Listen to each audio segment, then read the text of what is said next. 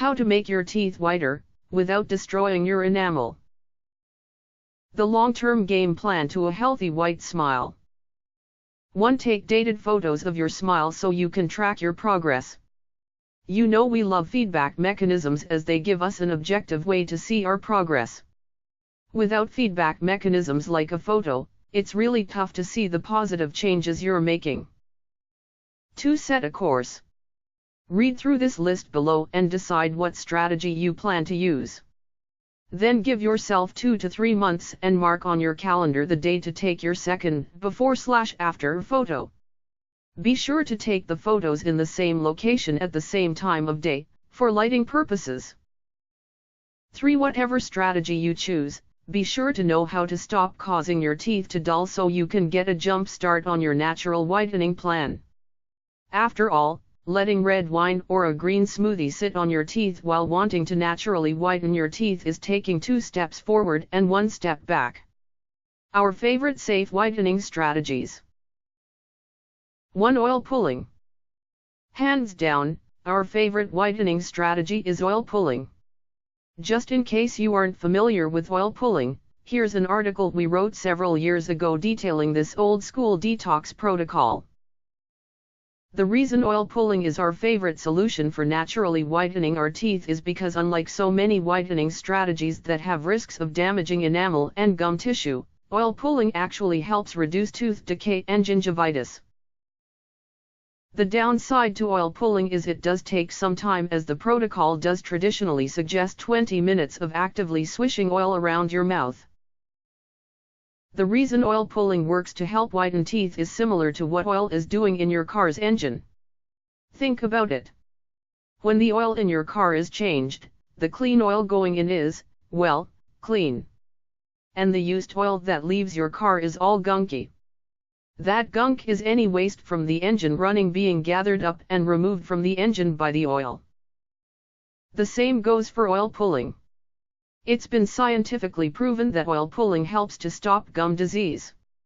And if you use coconut oil, you'll lower your risk of tooth decay too. A component of coconut oil, called monolaurin, has shown to be a very effective antimicrobial on the main bug implicated with tooth decay, Strep mutans. 2. Baking soda. While some on the internet may argue that baking soda is too abrasive for regular use in the mouth, the science says that baking soda is actually pretty soft. In a recent article titled, "What's the safest and most effective abrasive for naturally whiter teeth?" we discussed a term called relative dentin abrasivity, or RDA for short.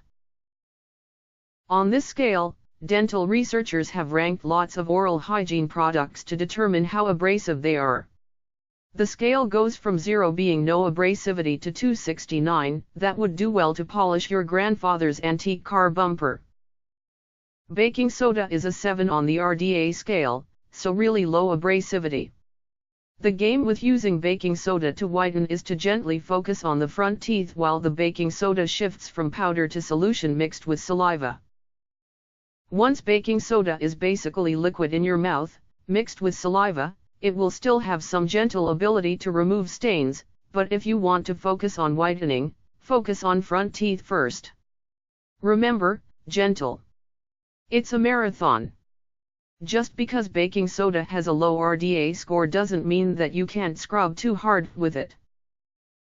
3. Clay. Clays have a unique ability to be very soft, low abrasive, yet able to polish more effectively. In fact, one specific type of clay, white kaolin clay, has the high score from the research on its cleaning efficiency. This cleaning efficiency is a combination of a low abrasivity score and a high ability to remove stains.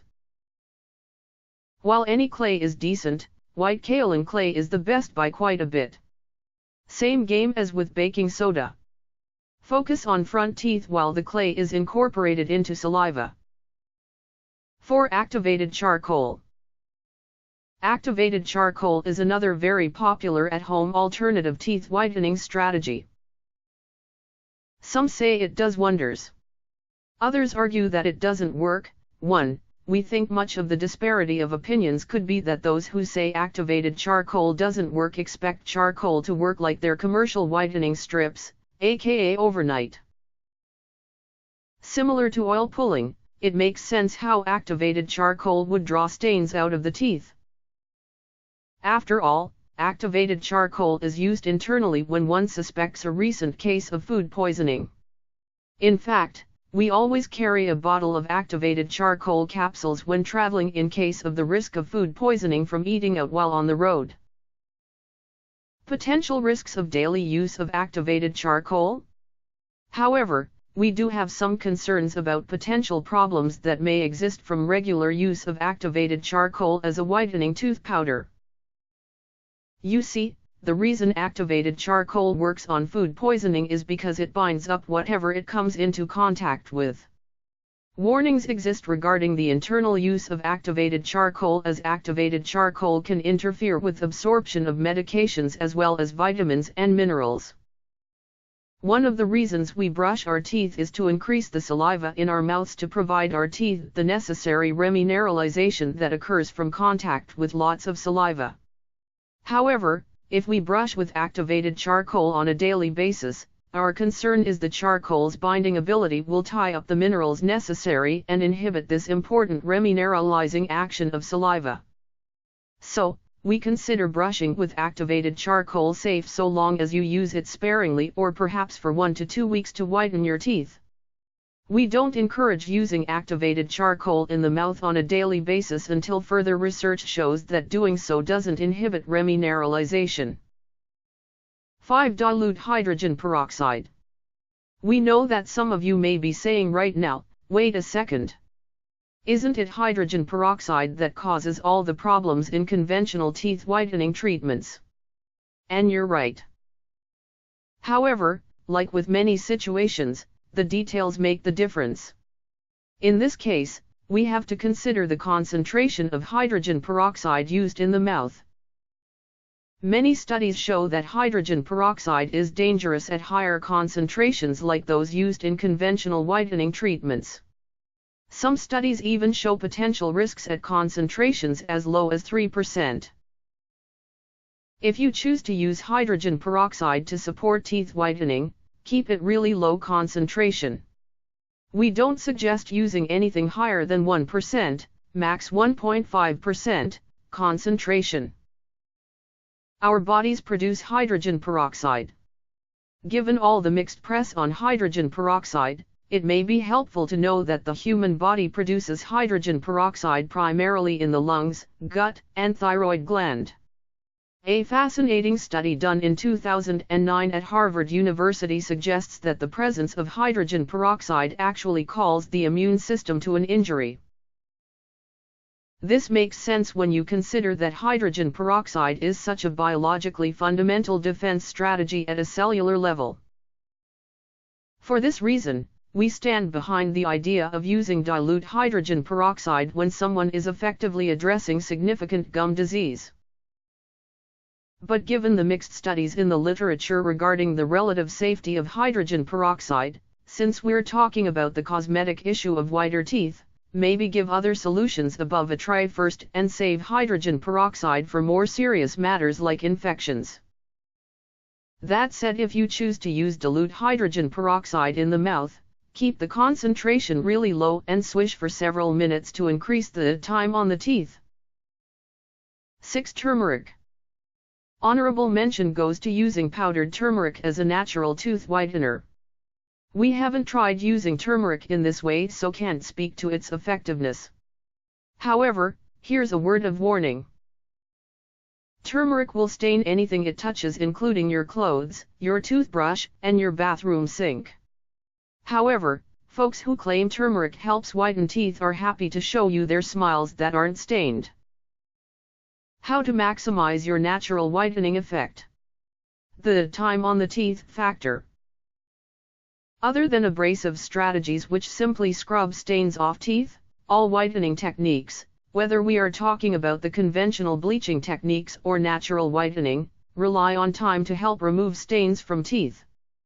Incidentally, this is why commercial whitening toothpastes that contain some form of peroxide really don't help. They don't have the time on the teeth to do their bleaching/whitening job.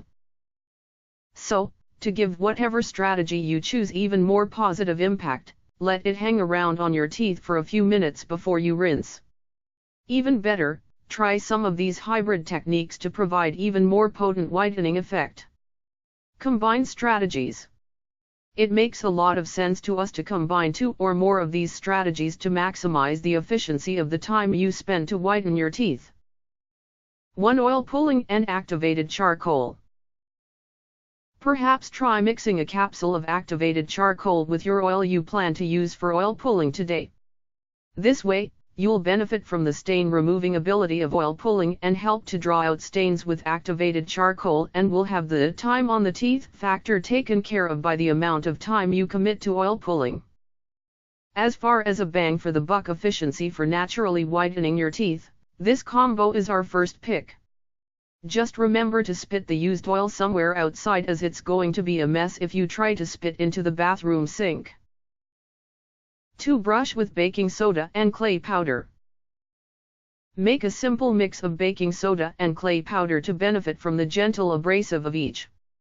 Perhaps add in a little xylitol to support remineralization while you're at it.